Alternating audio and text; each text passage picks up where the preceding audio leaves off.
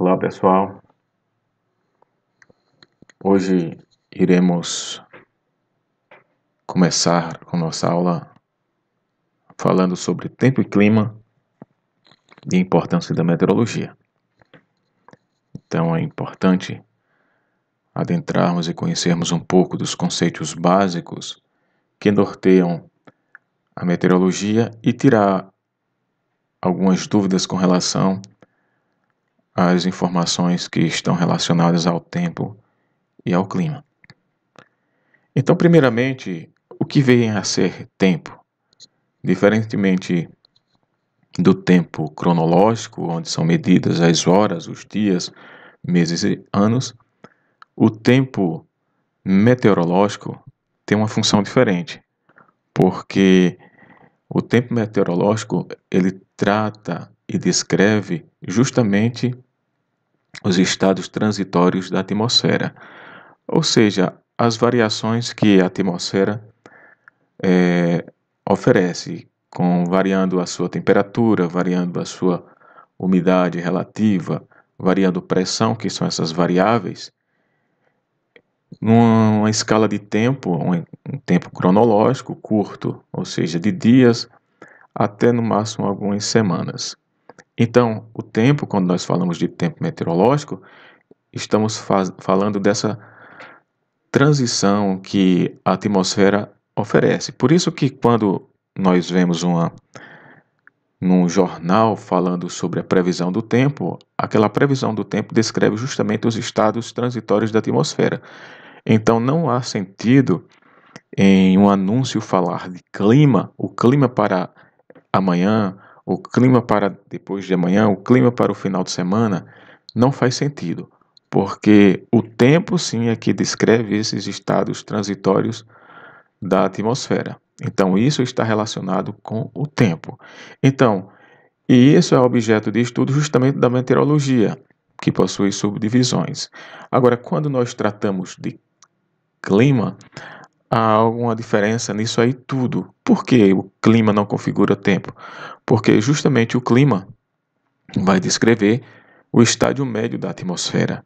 Então eu pego essas variáveis que são transitórias e num tempo cronológico eu pego a média desse tempo cronológico e de acordo com a Organização Meteorológica Mundial, para nós descrevermos um clima de um determinado local, tem que ter no mínimo 30 anos de dados. Então eu pego essa média dos 30 anos e dessas variáveis que são transitórias e efetuo a média. Então essa média pela qual eu posso verificar se realmente houve uma mudança ou não no clima. Então, para definir um clima local e para definir se realmente o clima de um determinado local está mudando, eu tenho que verificar dados de no mínimo 30 anos. Então, isso aí é objeto de estudo da climatologia e suas subdivisões.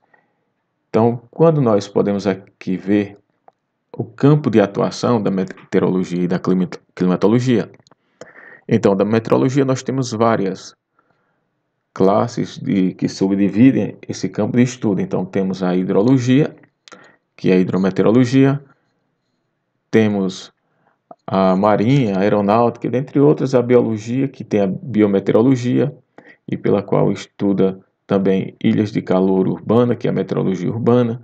Temos aplicação na área da biologia, que é a biometeorologia, e aplicação na área da agricultura, que é a agrometeorologia. Também tem as interações oceano-atmosfera, que mostra a relação entre a interação entre os oceanos e a alta atmosfera, e baseado nessas linhas da meteorologia, nós temos a climatologia, que trata com dados a longo prazo. A meteorologia, ela trata com dados e previsões, mas não a longo prazo, como nós vimos com relacionados ao tempo, certo? E a importância justamente de vermos isso, quando nós tratamos de tempo e clima, é para identificarmos primeiramente os elementos climáticos.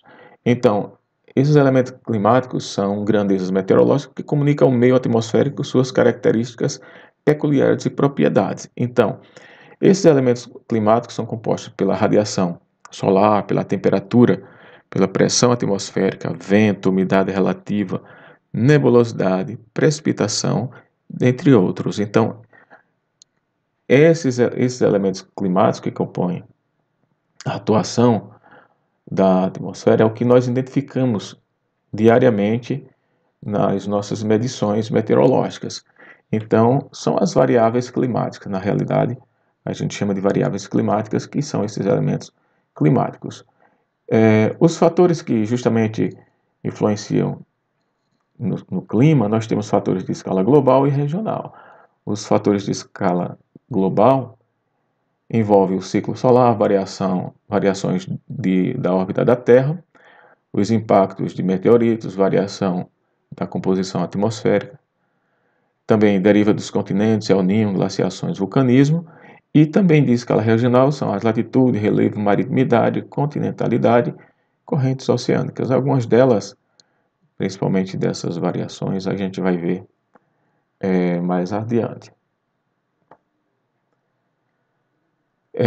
Existem alguns efeitos que são produzidos de maneira antrópica, ou seja, pelo homem, que tem afetado tanto o tempo como o clima em determinadas regiões. E justamente devido ao efeito estufa, que é causado principalmente pela ação do homem, é importante frisar que o efeito estufa já acontece naturalmente, devido à emissão de gases pelos animais e outros meios que emitem esses gases estufas.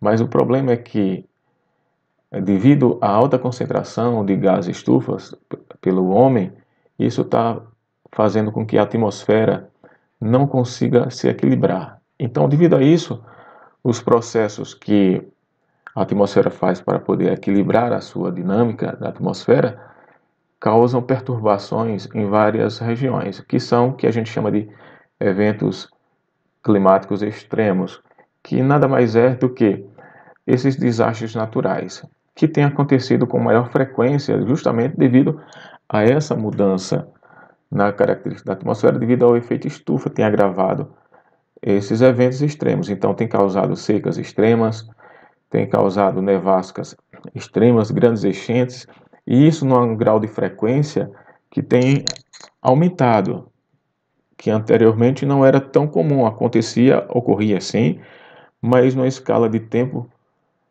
mais comprida, e agora está acontecendo com uma maior frequência esses eventos climáticos extremos, e causando destruições e prejuízos à economia de um determinado local ou país.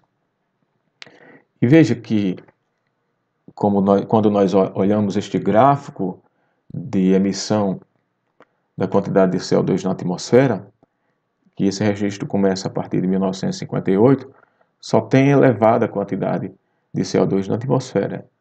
Nós vemos aqui em partes por milhão, e já em 2020, nós já temos ultrapassado a casa de 410 partes por milhão na emissão da quantidade de gases estufa, o CO2, emitidos para a atmosfera. Se nós observarmos a concentração de gases, do gás CO2 na atmosfera, ela não tem uma concentração tão elevada com relação a outros gases, mas o problema é que o CO2 ele difunde energia com mais facilidade do que outros gases. Ele tem uma capacidade de absorver e de difundir essa energia com uma eficiência muito grande. Por isso, causa o aquecimento da camada da atmosfera. Então, dissipa energia pela atmosfera, causando um aquecimento. Então, por isso que é de extrema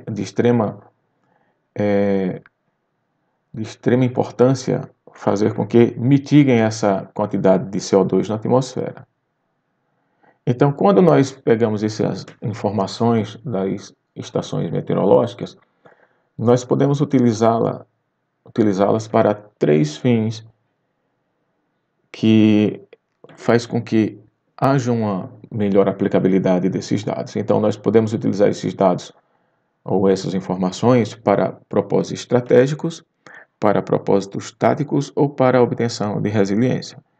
Então, vejam, para propósitos estratégicos, nós podemos fazer um levantamento da capacidade de produção, da disposição das culturas das propriedades e da escolha do tipo de empreendimento baseados na interpretação do clima local. Ou seja, basicamente a gente vai fazer um planejamento agrícola, ou seja, um zoneamento agroclimático, isso para melhor definir as épocas de semeaduras, os riscos climáticos e o planejamento topoclimático da propriedade. Isso é um planejamento estratégico pela qual esse levantamento auxilia de que forma ou de que período eu posso fazer o plantio, efetuar o plantio sem que haja perda considerável, fazendo com que haja uma potencialização na minha produção agrícola. Então, e justamente os propósitos táticos é criar uma flexibilidade do sistema de produção em função do acompanhamento das condições de tempo, da disponibilidade hídrica do solo e da previsão de tempo e clima. Isso vai permitir com que se ter uma ideia de como está e ou de como será a estação de crescimento, auxiliando nas tomadas de decisão. Então, esses propósitos táticos, isso vai auxiliar também a otimizar a minha produção agrícola. E, para, acima de tudo, o principal de todos, fazer as tomadas de decisão.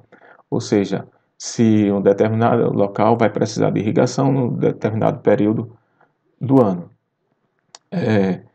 Se eu vou fazer também preparos do solo, se vai ser preciso preparar o solo, e também para tomada de decisão com relação à colheita, porque exige condições secas, de que forma vai ocorrer isso, e também para as semeaduras. Então é importante, quando nós analisamos esses dados dessas formas, nesses 3 métodos pela qual vai fazer com que uma determinada produção seja otimizada. Então, com isso também podemos tomar medidas de proteção, que é contra geada, para aplicação de águas, contra granizos. Então, isso faz com que haja perca mínima daquilo que estamos propondo para uma determinada cultura. E aqui, pessoal, está os links pela qual vocês podem procurar visitar esses sites. Temos o Instituto Nacional de Meteorologia, a Agência Nacional das Águas e esse Núcleo de Engenharia e Água do Solo da UFRB. E aqui tem os livros que podemos citar para vocês que podem obter. Então, um grande abraço e até a próxima aula.